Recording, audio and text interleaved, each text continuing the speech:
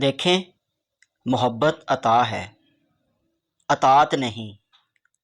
اطاعت اس عطا کو برقرار رکھنے کے لیے ہوتی ہے۔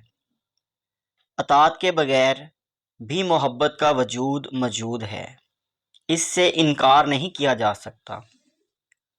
اطاعت کے بغیر محبت ہو سکتی ہے، لیکن حکم عدولی کے ساتھ نہیں۔ اگر اطاعت نہیں کر سکتے تو معصیت بھی نہ کریں۔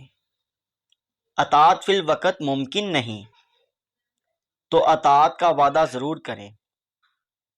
اطاعت کی کوشش ضرور کرتے رہیں۔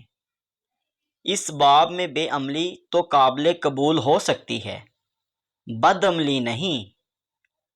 اطاعت محبت کو پر نور کر دیتی ہے، دیرپا کر دیتی ہے۔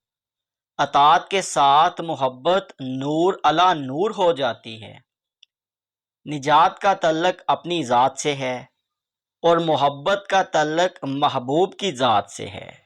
عبادت کے ذریعے اپنی ذات کے شر سے نجات ممکن ہے، لیکن صرف نجات ہی کافی نہیں۔ انسان میں ایک ایسا جوہر بھی موجود ہوتا ہے جسے طلب کہتے ہیں۔ طلب مطلوب کو چاہتی ہے۔ چاہنے کا مطلب ذات کا قرب چاہنا ہے۔ محبت ذات سے ہوتی ہے، اس لیے صرف محبت ہی چہرہ ذات سے پردہ صفات ہٹا سکتی ہے۔ چلیں آپ درود پاک پڑھیں، محبت بھی ہو جائے گی اور اطاعت بھی۔ صلی اللہ تعالیٰ علی خیر خلق محمد۔